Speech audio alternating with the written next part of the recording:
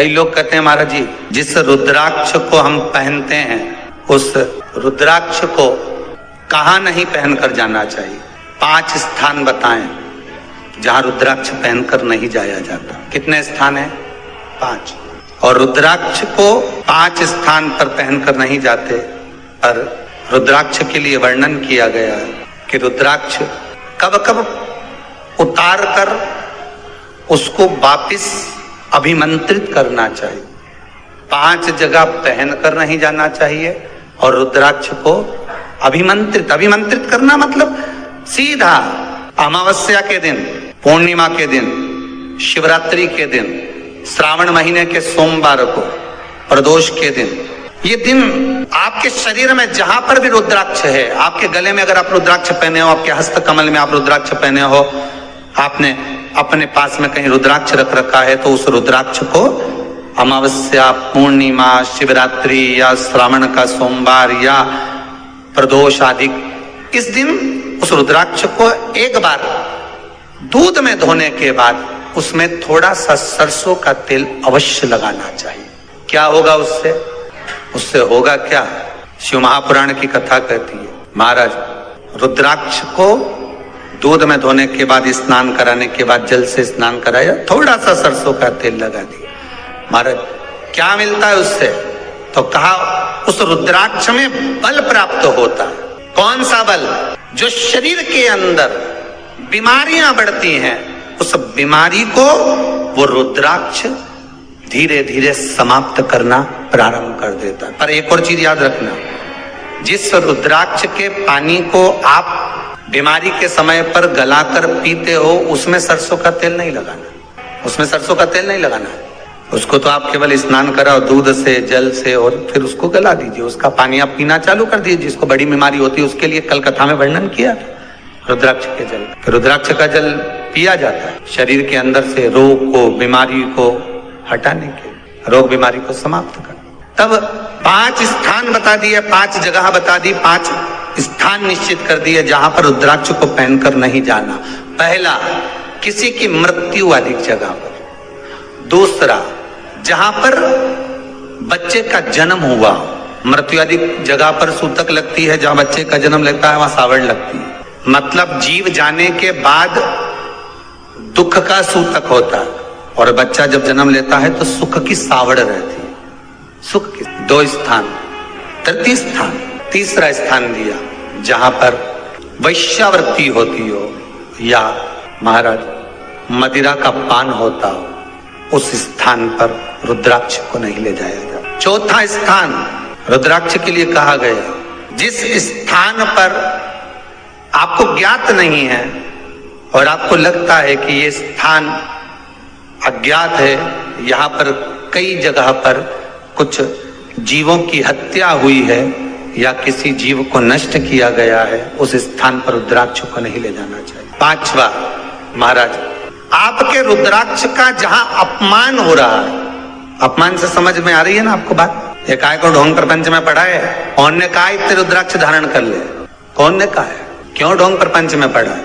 अगर हम रुद्राक्ष गले में पहन लेते और नारी का रजस्वला धर्म आ जाता है, रजो धर्म का समय आ जाता है, वो रुद्राक्ष हम गले में धारण कर कर रखते हैं, तो वो रुद्राक्ष क्या वो बेकार हो जाता है?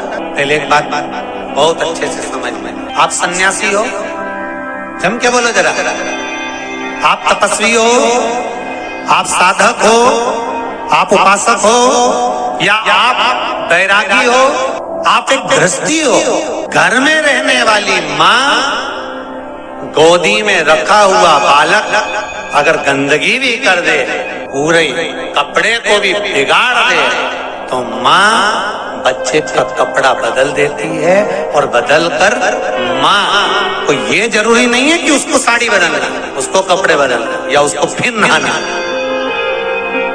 बच्चा जब गोदी में होता है तो माँ की गोद में कितनी बार भी गंदगी कर दे, फिर माँ अपने कपड़े बार बार नहीं बदलती, उसी कपड़े से काम करती रहती है, उसी कपड़े से सेवा करती रहती है, उसी कपड़े से भगवान का पूजन भी करेगी तो भगवान स्वीकार करेगा। क्योंकि मातृत्व के लिए, माँ के लिए, नारी के लिए छोड़ दिया गया है कि तुम पर हाँ, आप अगर पूजन करने बैठ रही हो तो आपको ये 7 दिन पूजन नहीं करना। पर रुद्राक्ष अगर आप पहन रहे हो, रुद्राक्ष अगर आप धारण कर रहे हो और अपने जीवन की सार्थकता के लिए स्वीकार कर रहे हो, जैसे तुलसी की माला और रुद्राक्ष की माला गले में पड़ी रहती है, तो ये कंपनी का ट्रेडमार्क होता है कि तुम कौन सी ब्रांड के हो। ये कंपनी का ट्रेडमार्क है।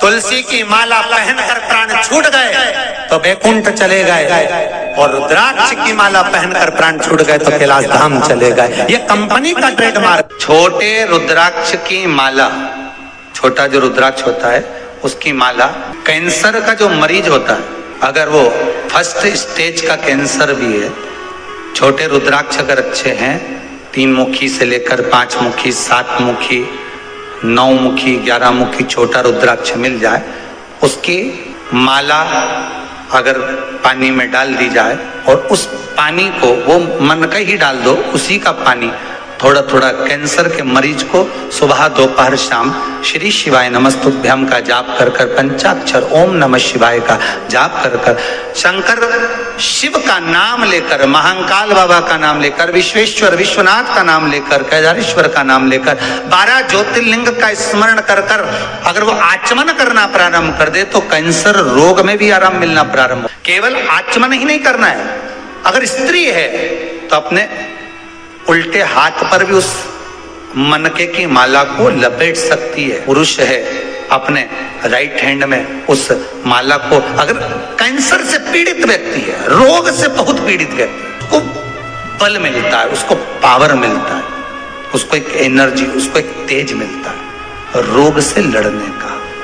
कई लोग कहते हैं महाराज जी रुद्राक्ष को सिद्ध कैसे करना चाहिए, तो शिव महापुराण में एक ही उपाय लिखा है, 108 बेलपत्र पर शंकर का नाम लिखकर समर्पित कर दो, या लाल चंदन चढ़ाकर समर्पित कर दो रुद्राक्ष के ऊपर, या उस रुद्राक्ष को आप अभिषेक में समर्पित कर, या उस रुद्राक्ष को सरसों के तेल में रखकर उसको फिर समर्पित शिव जी को कर। रुद्राक्ष को निकाला, शंकर जी के ऊपर रखा, शिव जी के चरणों में रखा, अभिषेक किया, उसको धारण किया। सिद्ध कैसे करना है, तो शिव महापुराण की कथा में एक संवाद बड़ा सुंदर लिखा कि रुद्राक्ष अपने आप में सिद्ध है।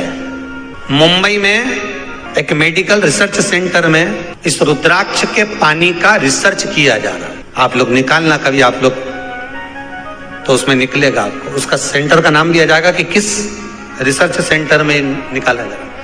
तो दोस्तों, वीडियो आपको अच्छी लगी हो तो वीडियो को लाइक करें, चैनल को सब्सक्राइब करें, हमारी वीडियो को शेयर करना बिल्कुल भी ना भूलें। मैं आपसे मिलती हूँ अगले वीडियो में।